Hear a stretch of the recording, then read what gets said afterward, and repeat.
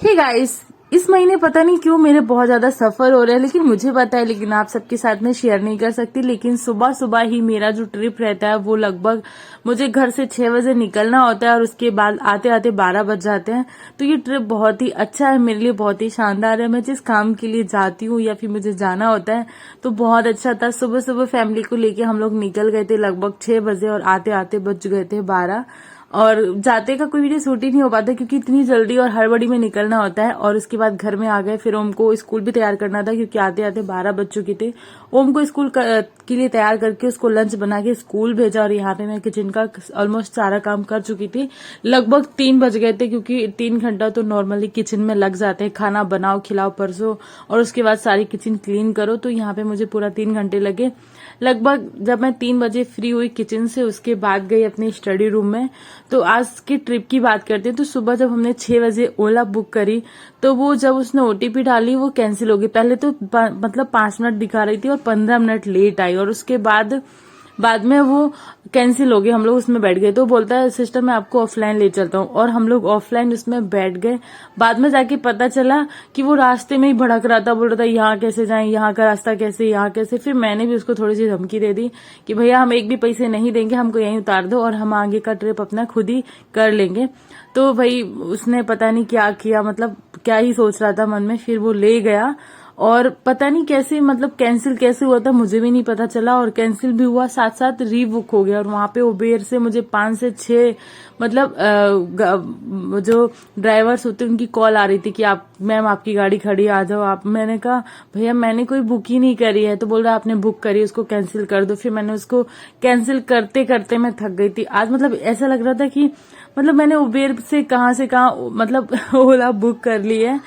और मतलब ओला अलग होता है, उबेर अलग होती है, पर जो भी है मतलब उबेर से अपनी ट्रिप मैंने बुक क्यों करी, मतलब पूरा दिमाग का दही हो गया था सुबह सुबह।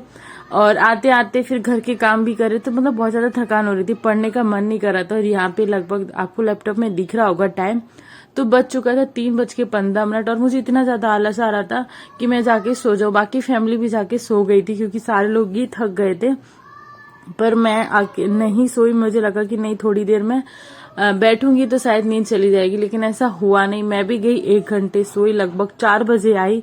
और हाँ 4 बजे 1 घंटे सोने के बाद फिर मैं आई अपने स्टडी वाले रूम में।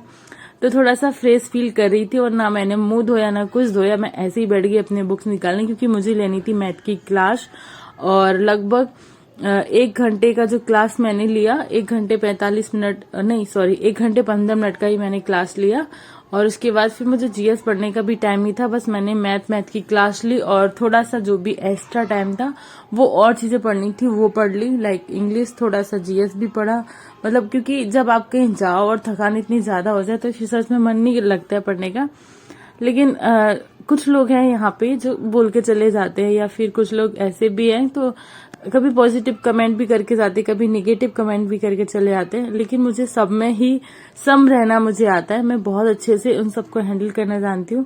पर कोई बात नहीं, मैं आज इसलिए अपनी जर्नी शेयर कर रही हूँ क्योंकि आज मैं सच में नहीं पढ़ पाई और मुझे लगता है कि मैं आप सबके सामने मैं जैसी हूँ, अगर मैं जिस दिन पढ़ रही हूँ तो वो शेयर करूँ, अगर मैं नहीं पढ़ पा रही हूँ तो रीजन बता के मैं बताऊं कि आज मैंने नहीं पढ़ पाया।